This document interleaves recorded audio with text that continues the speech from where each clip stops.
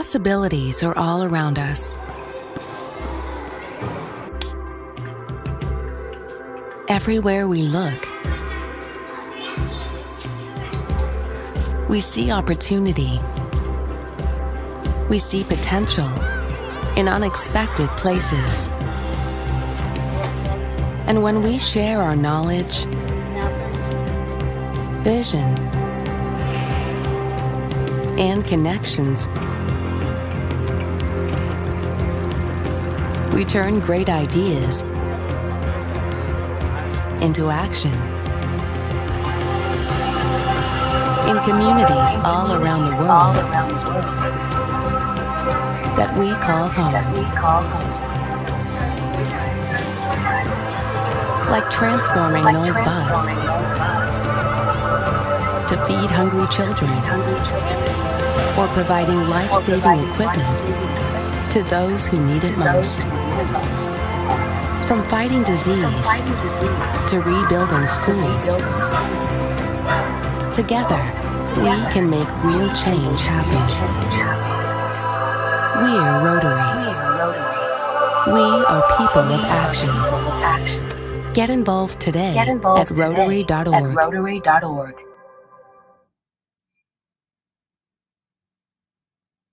Fellow Rotarians, friends, ladies and gentlemen, welcome to the 13th panel discussion organized by the Rotary E-Club of 3310. Our panel discussion tonight will be focused on dengue prevention and control. We are all aware that dengue is endemic in the tropical and subtropical regions around the world, and many countries, including Malaysia and Singapore, are having endemic dengue because Southeast Asia is one of the most impacted areas for dengue. The number of cases that have been reported to the WHO have increased 8-fold over the past 2 decades. From around slightly over 505,000 cases in the year 2000, the numbers of reported dengue cases have increased to 2.4 million by 2010. It has increased to more than 4.2 million. The reported number of deaths from severe dengue has increased from 960 cases only in 2015, in the year 2000, to about more than 4,000 by 2015.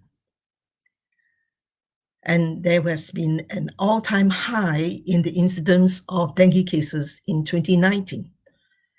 And increasingly, governments are recognizing that the burden of dengue as an infectious disease is high, and action has been taken, including the governments of Malaysia and Singapore. And we Rotarians, as people of action, have been championing the fight against dengue.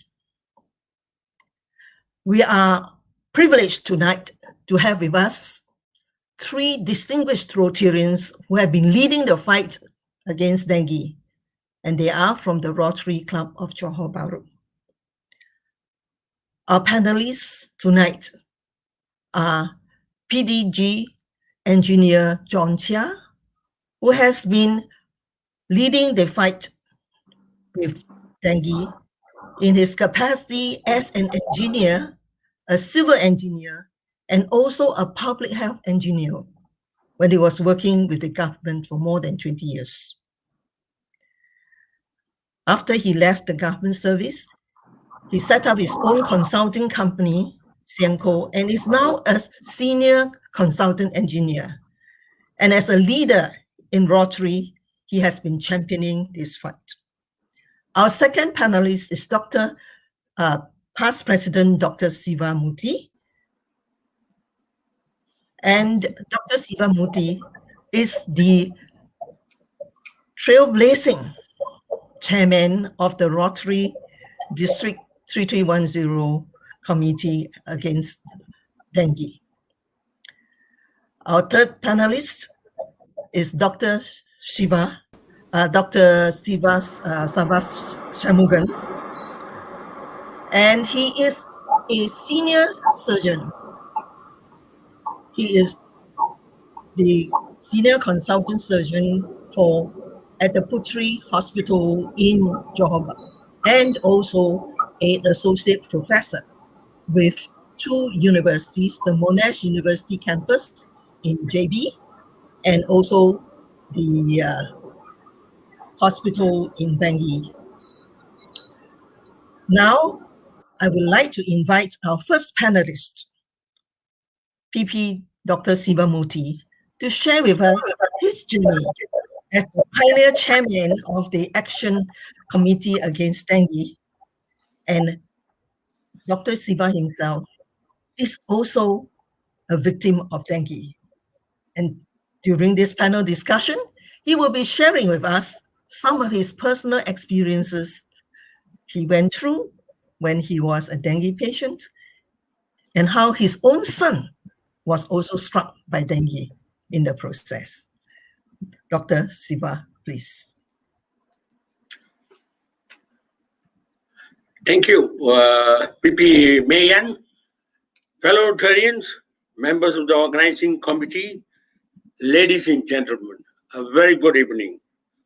First, let me thank the organizing committee of Rotary E-Club for creating this panel for discussion on dengue preventive control. I am delighted and honored to be a panelist and glad to offer my service and contribution in the name of Rotary, Service Above Self, and National Service. I'm here as the past chairman of the District 3310 Dengue Control Committee, which has several dengue control projects since 2011 under the mentorship of past District Governor, Engineer John Chia Kamlung. Now, please let me address some salient issues about dengue. Next. WHO, World Health Organization, considers dengue a neglected disease, although it is the fastest growing mosquito-borne disease. Yet, limited national and international funding have hampered dengue control activities, including efforts to control the population of Aedes mosquito and the development of effective vaccine development. Dengue fever infected some 50 to 100 million people each year. Let me give you some hard statistics. Malaysia, dengue fever reached an all-time high, 130,000 and 174 deaths for the period January to December 2019. The table below following gives you a comparative figure 2019 and 2020.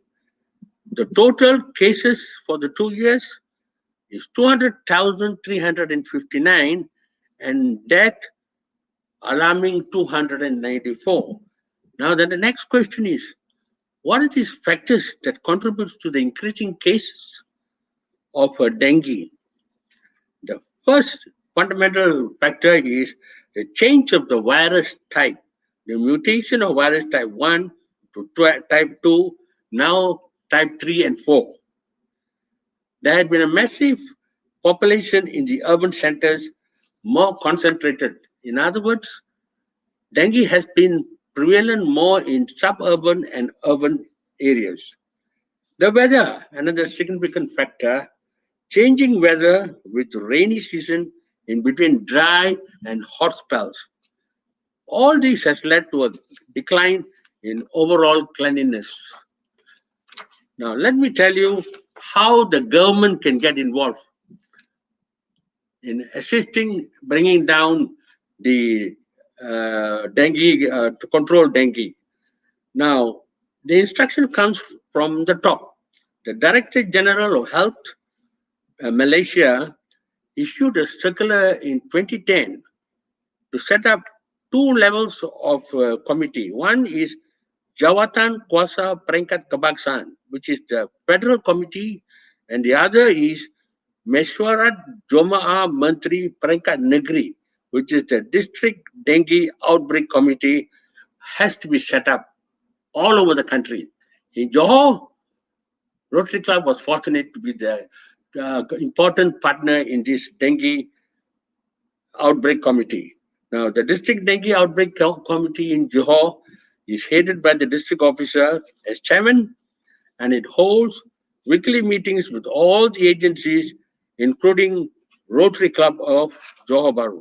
Now, it must be noted, next, noted the composition of the dengue district committee clearly shows the importance and significance of the role it has to play, and all agencies within the strata of the state government are involved.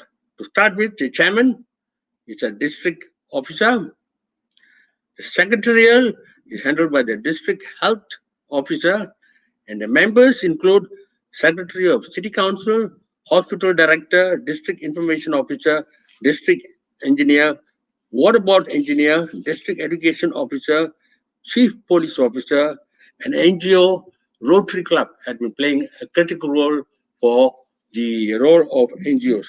Now, we had the opportunity of sharing notes with the civil servants on how a private sector could tackle the dengue preventive control. Next, now you may want to know what is the scope of the dengue district committee. Now, basically, the dengue district committee, which met monthly, has to coordinate participation of various agencies which involves in anti-dengue activities, identify resources, funds, manpower, tools for fogging, and in this respect, Rotary Club of Johor Bahru obtained $10,000 from COMBI, which is part of the Ministry of Health, which is Communication for Behavioral Impact. Now, the promotion and participation of the community and the students' role in Gotong Royong are some of the important activities of the Dengue District Committee. They conducted string of anti-dengue campaigns on weekly basis in various places. To implement programs, communication for behavioral impact can be in dengue hotspots. Let me highlight next. What are the activities undertaken by the dengue committee under the auspices of Rotary Club of Johor Bahru? Now, I must stress that the other club that was involved is Rotary Centennial. Now, some of the activities that were carried out during those periods are, number one, we organized dengue awareness seminars for students and teachers in Johor Bahru. Now, 8 schools were identified for this purpose, and the interactors were playing a critical role in this respect. And they were our important players in disseminating information to the homes of the family where they were staying. The interactors played a very critical role, and parents came to know their high risk non-cleanliness and stagnant water can create breeding grounds for mosquitoes. Now we must give due credit for the interactors for their great role they played, and the support given by the various principals of the schools. Next, the students helped the senior Rotarians to conduct Gotong Royong and seminars, dialogues, and exhibition. We also spent quite a bit of money on dengue control pamphlets and other pamphlets on literature on Aedes mosquitoes. Cleaning operations in several areas in MPJB in and out were conducted by this group. Now, in terms of various activities, I must say that our next speaker will give you a comprehensive coverage. PDG Doncha will give you comprehensive coverage and will give you extensive coverage with pictures to describe the activities like cutting of grass in gotong royong, litter picking, drainage, cleaning, and fogging. Yes, ladies and gentlemen, now in order to make sure that the organization that the organization Dengue Control Malaysia has a permanent feature within Rotary, Rotary Action Group on dengue was formed during the Rotary Convention in Bangkok. And I'm proud to say that our Secretary of RAC, short form for Rotary Action Group, Dengue Control Malaysia PDG, is no other than Engineer John Chia Kamlung. Lastly, ladies and gentlemen, the sad part, and maybe the most nightmarish part is I was a dengue victim myself. And I had to 10 to 12 days of suffering, high fever, severe headache, aches and pain, eye pain, typically behind the eyes, muscle, joint, and bone pain, fatigue, loss of appetite, nausea, vomiting, and severe stomachache. But the sad part is, as I am a practicing tax consultant, I had to work to be done during that period because of the tax season period. And I had actually did some work while I was in the hospital, 10 days, to ensure that filing of the returns and deadlines are met. Now, ladies and gentlemen, I am sure you don't like to be a victim like me. Unfortunately, my son got it in the following month, and that led to a major fogging exercise in the area that I stay, that is Taman Majri Park. The place was fogged, and there were more than two dengue victims in that particular area. So that, I must say, is a warning to all of you, ladies and gentlemen. Take good care. Now, if it may be humorous if I have to tell you this. Now we have our own WhatsApp group, and one of the past presidents says our dengue chairman was attacked by a mosquito. Well, I'm back here, and thank God I had excellent doctors who give me the best care in Johor Specialist Center, led by past President Dato Singaravelu. Now, we hope a cure for dengue will become a reality. But meanwhile, ladies and gentlemen, prevention via mosquito control and precaution will remain our only shield against dengue. Now, modern science has given an opportunity for the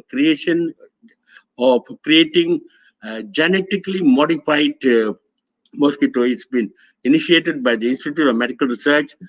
I don't know how much success they had, or whatever it is. I'm telling you, ladies and gentlemen, stop those blood suckers, the Aedes mosquitoes. Thank you. Thank you, maybe Dr. Siva, for sharing those very, very interesting and enlightening experiences of yours. The Aedes mosquito, as you have correctly pointed out, are the main carriers of these dengue virus.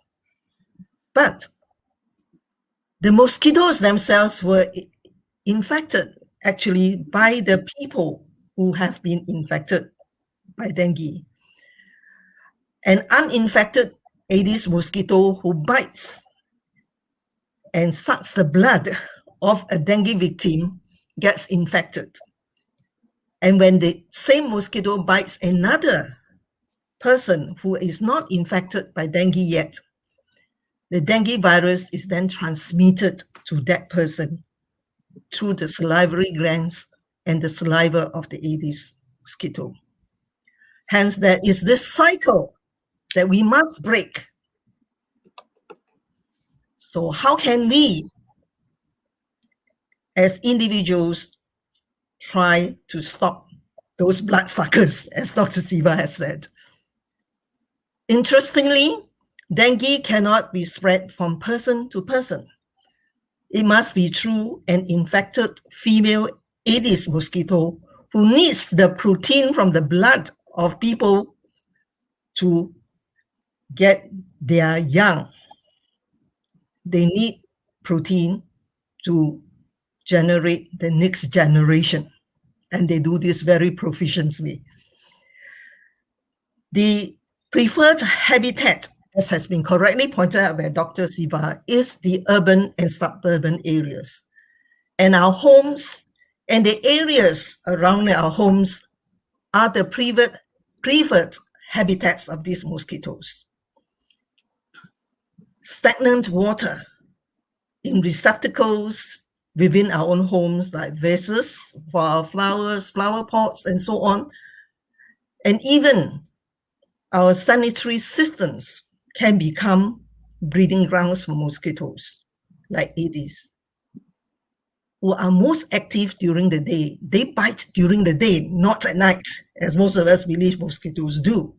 They're most active immediately after sunrise and before sunset. In Singapore, the National Environmental Agency is the leading government authority fighting the spread of Aedes mosquitoes.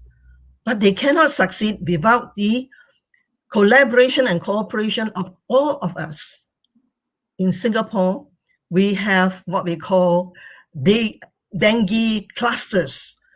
A red zone is one where more than 10 people have been infected by dengue. And we have the 5-step mossy loosening of the soil of our flower pots that have hardened to prevent stagnation of water, getting ourselves clear of all the vases, turning them out so that there will be no still water, and our pails are turned upside down, our flower pot plates are cleaned, because the Aedes can lay eggs, and these eggs can stay alive and can be reactivated into larvae for several months. In fact, almost 9 months they can stay without water. But once rain and water comes back, it will survive and become larvae, pupa, and then adult Aedes mosquitoes. For individuals, we have this SAW. What is S?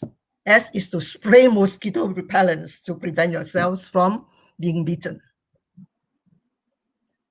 A is to apply mosquito repellents after spraying all those insecticides in our surrounding environment.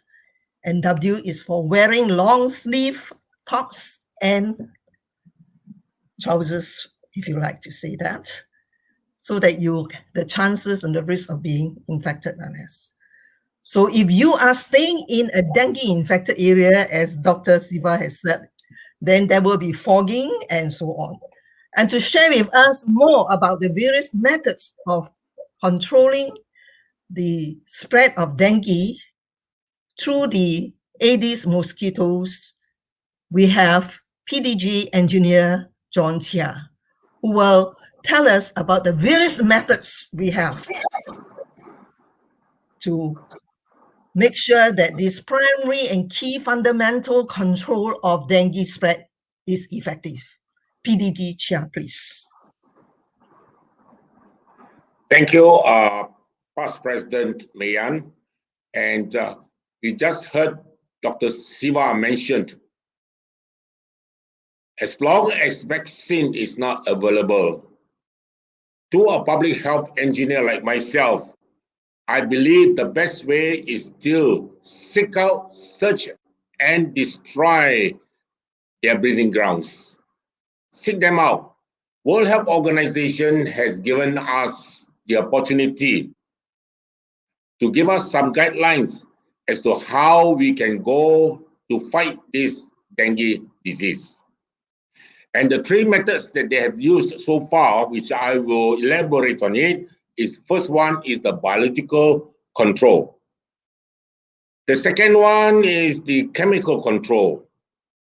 And the third one is environmental control. Let me show you the first slide.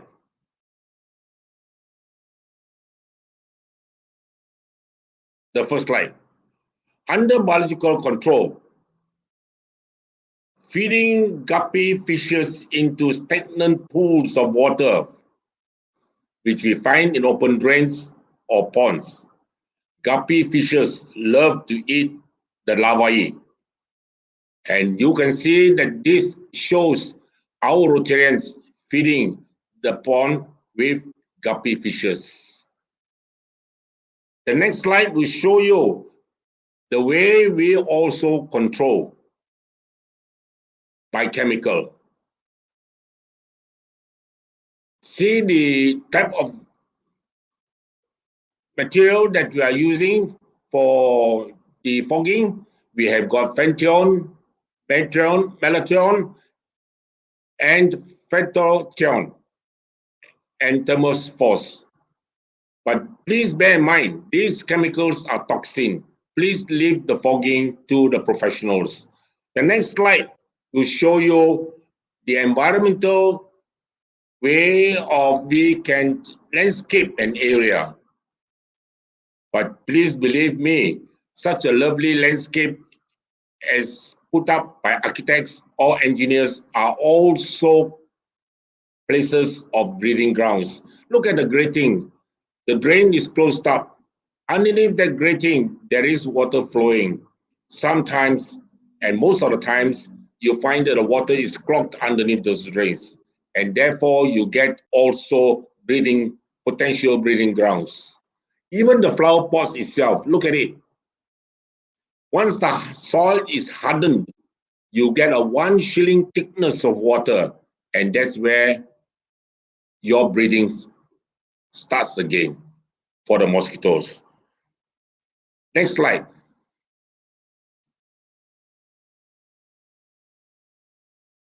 Sitting in the State Johor Special Dengue Committee, we are tasked to search and destroy the Aedes mosquitoes breeding grounds.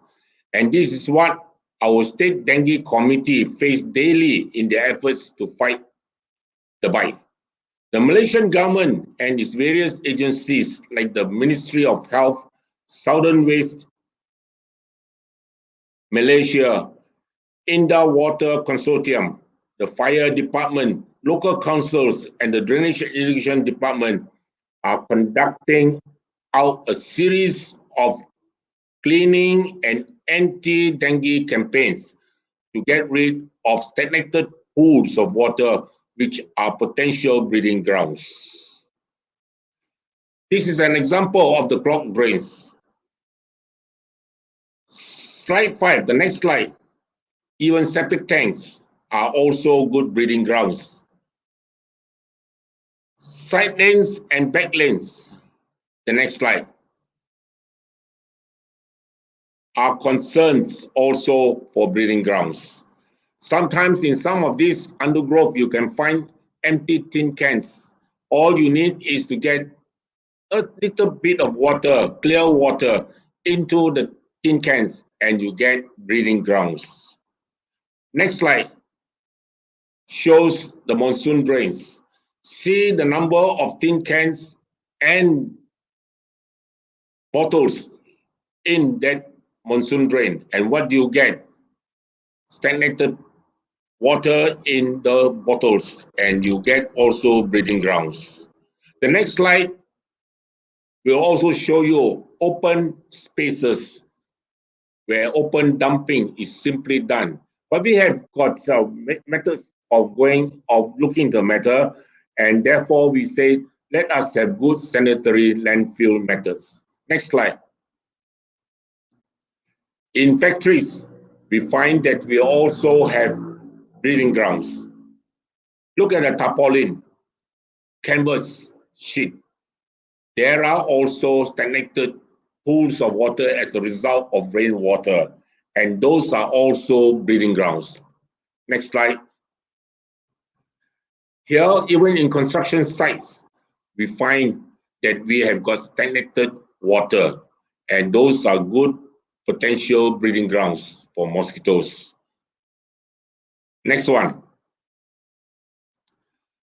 While we are looking at the public spaces, inside the house itself, as Mayan has mentioned just now, you also got to be very careful because some of these places that I show you on flower pot plates, on gully traps, on corners of these toilet bowls, and also on trays of refrigerator, they are also stagnated water. And outside the house itself, the next slide, you find that these are also possible. Look at the gutter itself. They are being stagnated. And as a result, you get mosquitoes breeding. Look at the drain itself. If you cover with slabs, you don't see it, but they are underneath those drains. And they are good potential breeding grounds. Look at even the trees, hold the trees. They contain water, rainwater. Just only an inch of water will give you good potential breeding grounds. Next slide. Now, as I just mentioned, dengue vaccine not effective enough of Singapore. Manila suspends the dengue vaccine. So what did I say? If there are not vaccines available yet, the only best way is to search and destroy their breeding grounds. So we have carried out a lot of systematic gotong royong or search and destroy methods. We carried out in Johor, where even the fire department comes out to ensure that the drains are being cleaned up. This is what we call search and destroy methods that we are carrying out in certain areas in Johor. Next slide. We also carried out gotong royong, search and destroy in Malacca itself, where the Ministry of Health is also involved with the Institution of Engineers. And also you can see that our DG is down there to participate in the gotong royong. Next slide. Even Singapore, NEA, mentioned by past President Mayan, is also involved. And we were giving them seminars as to how we can get rid of potential breeding grounds. Next slide. We have carried out much activities to control the spread of dengue.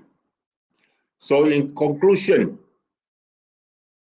RAC Dengue Control has been actively conducting seminars and conferences in universities and in most Rotary Zone institutes.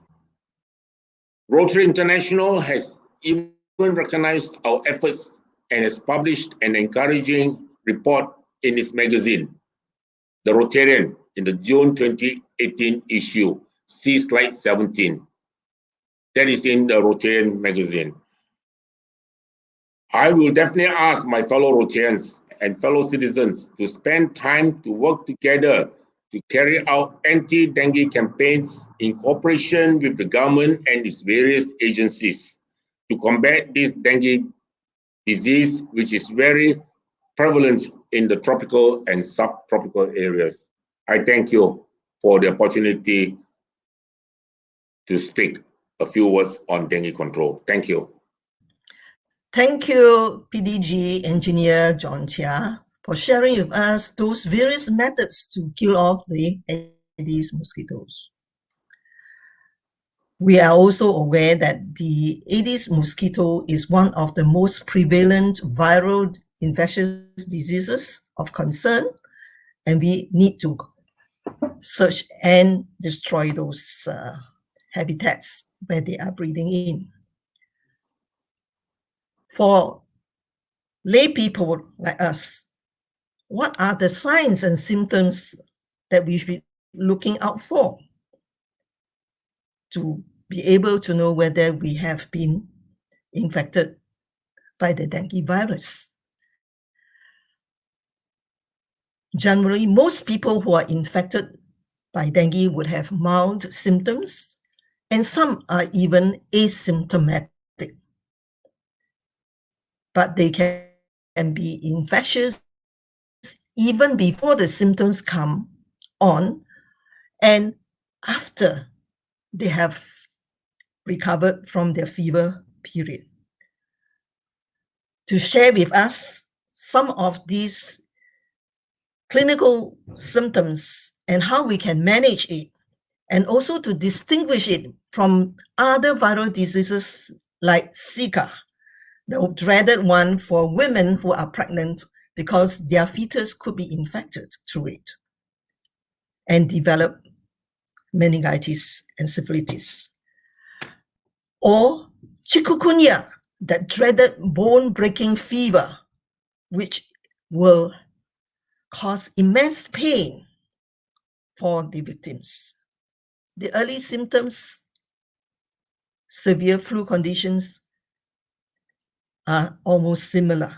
But the management is very important because it is very critical to prevent dengue from developing into severe dengue, which can lead to death.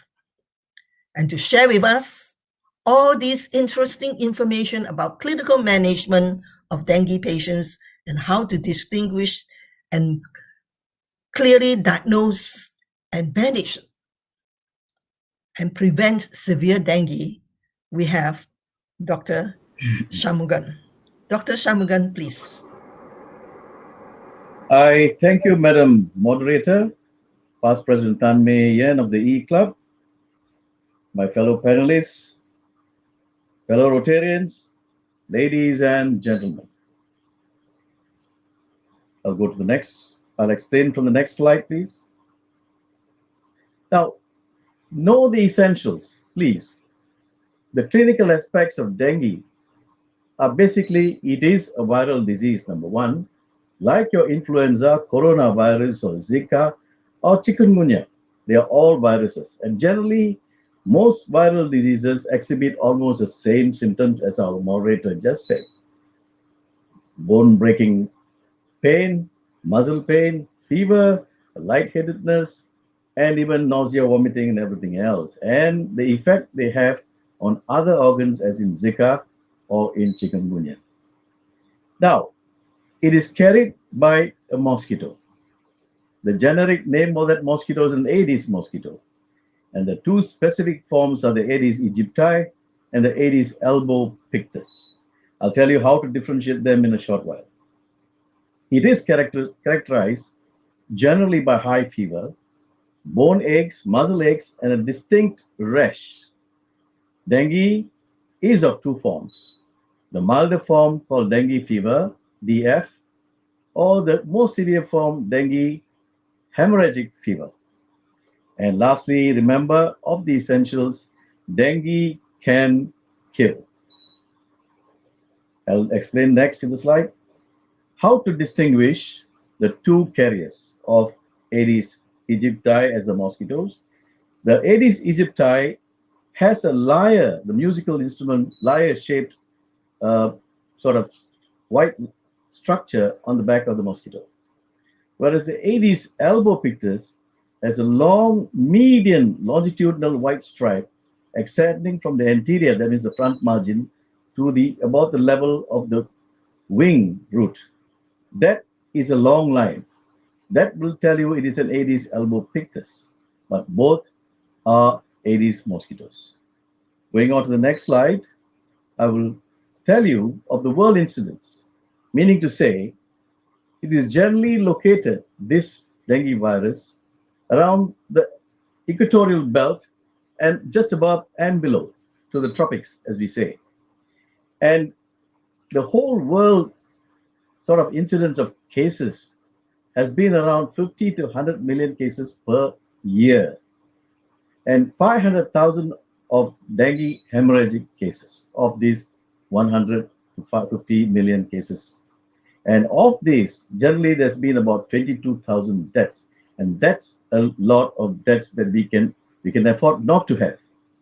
And next slide, I will explain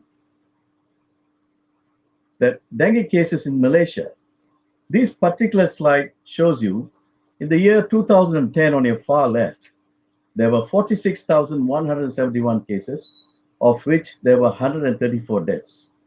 And on the upper scale, coming towards the year 2015, 6 years ago, 120,836 cases, 336 deaths. See that the curve is actually going up and down. Coming closer to our year. Next, please. In the year 2019, there were 119,198 cases and there were 162 deaths. Now, 2020 figures I'm yet to receive. And I'll explain in the next slide, please. Dengue situation in Singapore, I've taken just one particular slide to inform you all. A period between July 7th and July 13th of the year 2019, the highest recorded since January 2016, there were 637 cases in a week. 7,438 cases as of July 15, 5 times more than in the same period in 2018. Why the spike in this particular year? And then dengue hemorrhagic fever cases reported as of July 6, more than 3 times the number in the same period. And there were 182 active clusters and 5 deaths in that year. There were 48 high-risk areas detected in Singapore, neighborhoods including Woodlands, Geylang, Chai Chee, Pasir Ris, and Jurong East. And on to the next slide, I will explain. How do you define dengue then? Dengue fever is an infectious tropical disease around the tropics caused by the dengue virus. It is transmitted by several species of the mosquito. The fever is observed frequently in people who travel around the world. Another definition is, it's also known as a break-bone fever, is a mosquito-borne viral infection caused by the flavivirus of the dengue and is transmitted by Aedes aegypti or Aedes albopictus. And in a sense, all this translates to a debilitating viral disease of the tropics transmitted by mosquitoes, as you know, causing sudden fever, acute pains in the joints and body, aches and muscle pain, and if untreated, death occurs. Now, the origin of this dengue is very interesting. I mean, as a surgeon, a doctor, and a historian myself, I looked into the history of this and I found that the word dengue actually comes from the Swahili word dinga. It is a short form for a far longer name called Cardinga popo. The Spanish adopted the names dinga, meaning fastidiousness or being careful. Now, the slaves in West India, they called it the dandy fever. They gave them some sort of high name for that. And in China, the first case that was recorded in the Chinese medical encyclopedia was from the Jin dynasty, and the Chinese called it a water poison disease. Rightly so. In the 1780s, the first dengue epidemic was seen in Asia, Africa, and North America. Now, let me show you the guy or the person, the doctor who described the disease in the next slide. This is Dr. Benjamin Rash in 1789. Of course, he was the physician to the first president of the USA, George Washington. He described this case very clearly in 1789, and that was our first record in the medical aspect of things to show in our medical encyclopedia that this disease, dengue, was described by a famous physician, Benjamin Rash, in 1789. And we actually follow on that particular description of his as a break-bone fever. Next, please. And our medical definition on our side is basically it's an acute infectious disease characterized by severe headaches, joint pains, a rash that is caused by single-stranded RNA virus. Now, what is an RNA virus? It is a particular type of genetic sort of a collection of proteins compared to other DNA types of viruses, which are different. And this RNA virus is called the flavivirus, species dengue virus, transmitted, as you know, by the mosquitoes. Next, please. Right. The dengue virus, or DNV, is the cause of dengue fever. It is mosquito-borne, as you already know. I've mentioned this so many times. Single positive RNA virus of the family Flaviviridae, genus Flavivirus. And 5 serotypes of the virus have been found, although earlier there were only 4, all of which can cause the full spectrum of the disease. Nevertheless, scientists' understanding of the dengue virus may be simplistic, as rather than distinct antigenic groups, a continuum appears to exist. The same study identified 47 strains of dengue viruses. Additionally, co-infection with and the lack of rapid tests for Zika virus and other sorts of viral diseases makes it difficult at times until and unless you come to a clinic where we can specifically diagnose your disease. On the right-hand side, you see the 4 serotypes, and now we have a 5th serotype. And then V2 is a predominant serotype causing dengue fever and dengue hemorrhagic fever, but there can be a combination of all. Next, please. What are the signs and symptoms? Very common. You've already heard it many times now. There is high fever, myalgia or bone pains, nausea and vomiting, and of course you have headaches and a particular eyeball pain at the back of the eyeballs, chills and rigors, backaches, and so on and so forth. And this usually indicates that your platelet count has come below 150,000. Now, let us know the 7 warning signs of dengue. High fevers, bone aches and muscle pain, nausea and vomiting, rashes occurring in the body, eyeball pain, very typical, headaches, intense sometimes, and you really become moribund and you like fall ill and you want to lie down all the time.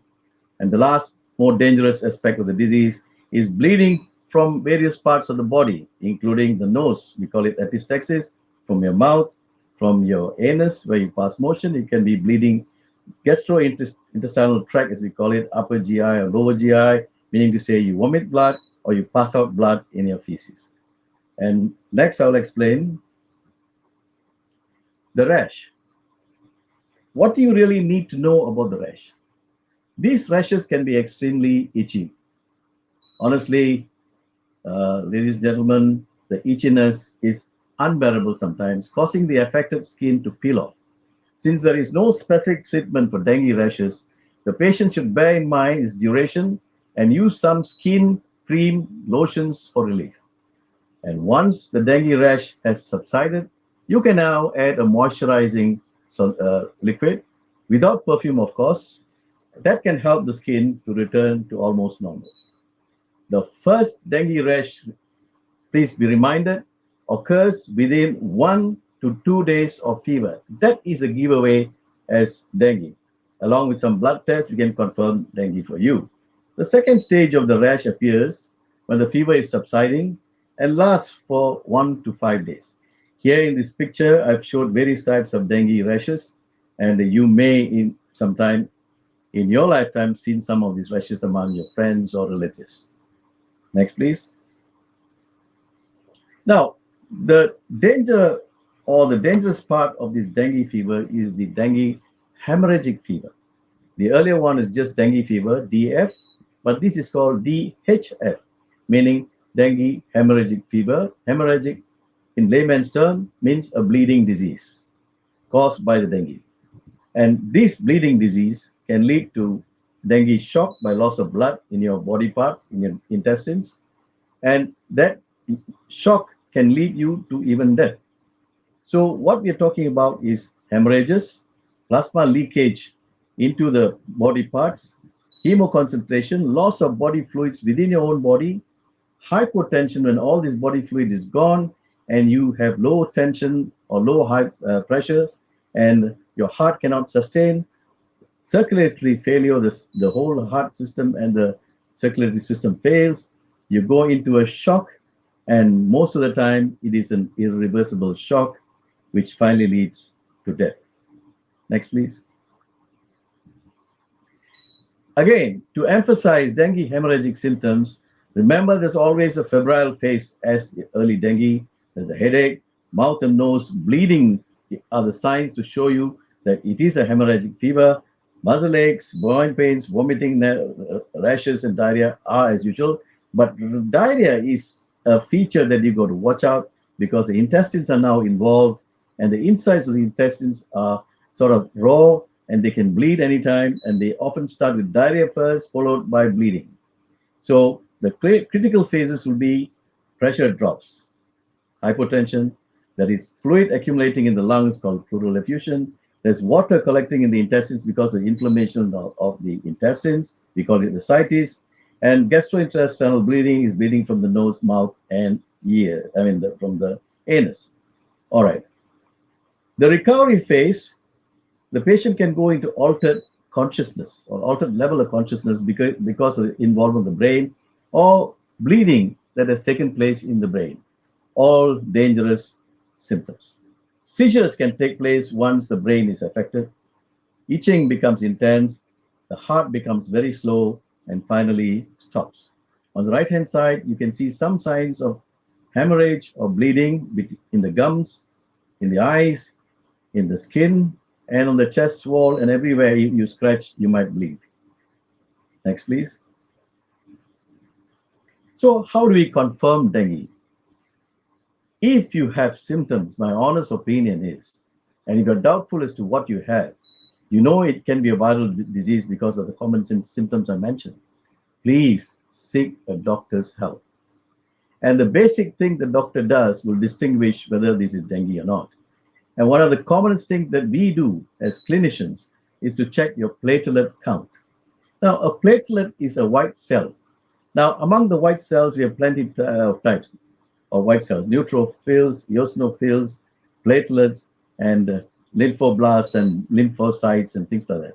Now, the platelet is a special type of white cell that is there to help in clotting of blood. In dengue, these cells get less and less by the effect of the dengue virus. So much so, a normal count of 450 to 150 drops to almost 10 and maybe even less.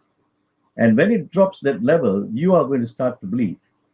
And if you're not caught in time, this alone will tell you that your way of recovery is going to be the other way. And then bleeding occurs. Right.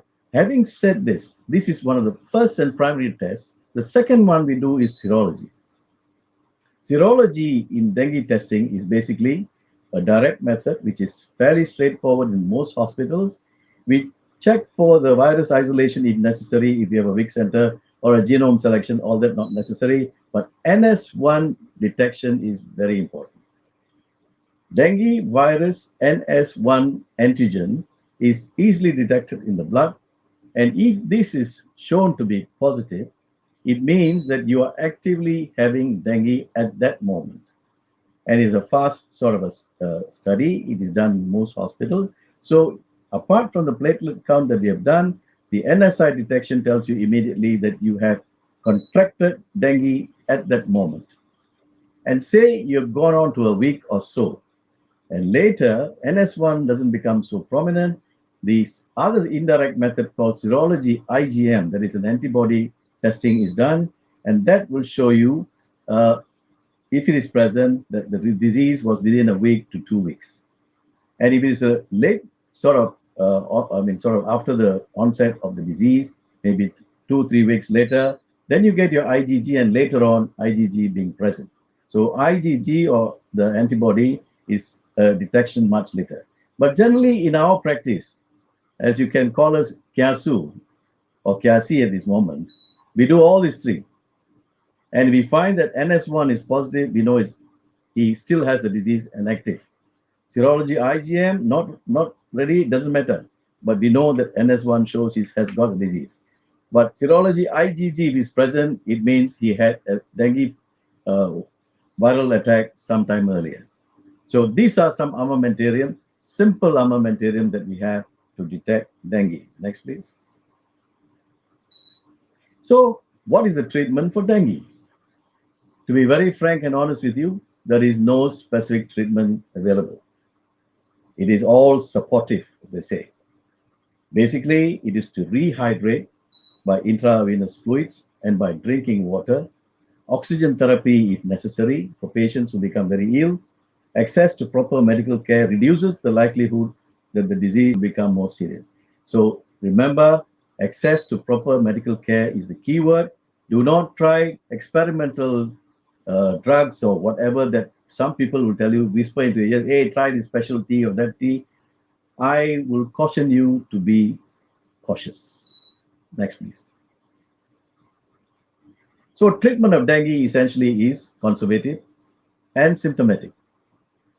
Paracetamol, Panadol, is the famous painkiller that we use for aches and pains. Do not use other types of painkillers which can cause trouble. Now, paracetamol is acetyl salicylic acid, very good and comfortable, and it takes away the bone aches as well as the fever and your muscle aches and things like that. Makes you a bit more comfortable.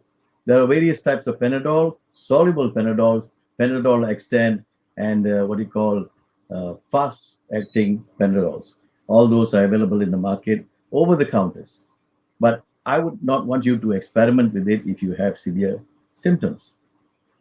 Things like NSAIDs. What are NSAIDs? Non-steroidal anti-inflammatory drugs are painkillers. What we call Voltaren or diclofenac, ibuprofen or profen, Constan or mefenamic acids, and aspirin. Don't use these drugs when you have dengue because they themselves can cause bleeding by dispersing the platelets and not causing a sort of aggregation and therefore leading to bleeding possibilities much earlier. So don't use non-steroidal anti-inflammatories. Use basic paracetamol for pain and fever. Plenty of oral fluids, my friends, is very important in this disease because the virus takes away the water from you somehow by burning you up. By burning, you lose a lot of calories of heat and also fluid through your skin. Apart from oral fluids, intravenous fluids to stabilize your platelet count. Once the platelet count is stabilized and the platelets are stabilized, you can be on the mend or recovery, as they say. Apart from all this, the other keyword is rest and plenty of rest. Next, please. Treatment, as I said, there is no antiviral therapy available. Symptomatic management in majority of cases. Dengue hemorrhagic fever can be treated with suitable fluid replacement. No vaccine available. That is not really true. We have, but I can say even with that, we don't have a vaccine yet. I'll come to that in a short while. Next, please. Treatment with dengue hemorrhagic fever, as I've already said, very important apart from the resuscitation of crystalloids, colloids, blood components that we give packed cell bloods when the patient is bleeding away and the hemoglobin is dropping, the platelets are dropping. You have to give fresh frozen plasma full of platelets, cryoprecipitates and platelet concentrates, as we call it, oxygen to stabilize the body, and inotropes and epinephrine, norepinephrine, all these drugs to stabilize the pressure and keep the heart going and beating before the patient can collapse. So these are treatments usually carried out in an ICU. Now, my friends, you have natural remedies to prevent mosquito bites, natural tips and home remedies for dengue fever. Now, as a clinician and as a doctor, I will not veer to this sort of treatment because most of them are not proven. Maybe in very mild cases of dengue, you take this along with Panadol, you'll probably get cured. But if you have not confirmed that what you have is dengue, then you're probably not treating the right condition. And do we sort of blindly take all these things when we don't know what we have? So my caution, to be cautious, is please deal with all these products with a pinch of salt. Next, please. Another row of what they call Siddha herbs. I know in India they have a lot of these products that say you will cure dengue by papaya leaves, carica papaya, roots, and embolica, that is the special berry that is used, and all sorts of things that people can come up in the internet or even in your by googling here and there. You get various treatments. Be very careful. If your disease does not settle within a day or two, seek medical help. That's my aim to you. Next, please. Dengue vaccine is a vaccine used to prevent dengue fever in humans. That's what we think. As of 2019, one version is commercially available, known as CYD-TDV, and sold under the brand name of Dengvexia. The vaccine is only recommended in those who have been previously who had dengue fever or populations in which most people have previously been infected. The value of this vaccine is limited to the fact that it may increase the risk of severe dengue in those who have not previously been infected. It is given as 3 injections over a year. I'll show you a slide later. The common side effects include headache, pain at the site of injection, general muscle pains. Severe side effects may include anaphylaxis, which is severe sort of allergy, which leads to shock, and anaphylaxis can lead to death as well. Use is not recommended in people with poor immune infections. Those who are ill with other diseases whose immunity is low do not take this vaccine. Safety of use during pregnancy is unclear. Dengvexia is a weakened but live vaccine and works by triggering an immune response against 4 types of the dengue virus. All right, next slide, please. I just mentioned Dengvexia to inform you that today we really don't use this vaccine at all. There have been serious side effects with this vaccine, and it is not to be given to those who have never had dengue before. Meaning to say, if you have had dengue before, you may want to try this vaccine. But I hear even this Dengvexia has been taken off the market now. Next, please. The vaccination was supposed to be done at 0 time frame, 6 months later and 12 months later. And that was a Sanofi dengue vaccine that came in the market with a wow, and it went out with a wow too. Next, please. This is very interesting. Regarding the Dengvexia, the Philippine controversy says in 2017, dengue vaccine controversy in Philippines involved a vaccination program run by the Philippines Department of Health. The DOH vaccinated school children with Sanofi purchased Dengvexia vaccine. Some of the children who received the vaccine had never been infected by dengue virus before. The program was stopped by Sanofi Pasteur.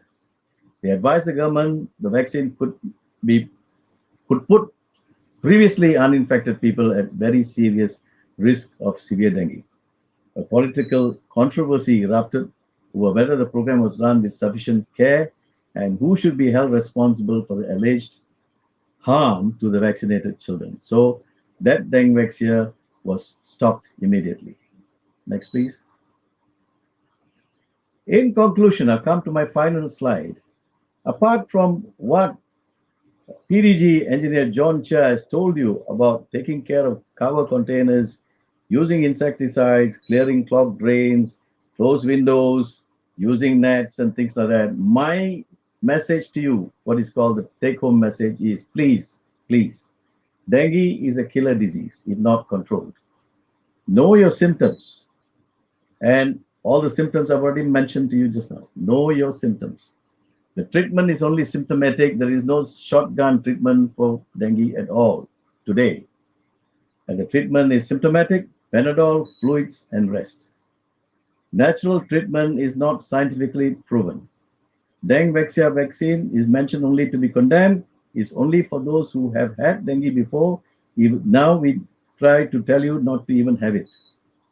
Number 6, you prevent the bite, as my friends have said, and you prevent dengue. Get rid of mosquito breeding grounds. Very good. And at the last that I want to tell you is, please if you have any of the symptoms I mentioned, seek treatment early. Seeking treatment early saves lives, may even prevent the second disease called dengue hemorrhagic fever. With that, Madam Moderator and my friends, I thank you very much for giving me this opportunity to discuss dengue, the fever, and its symptoms and signs, and a basic treatment thereof. Thank you very much.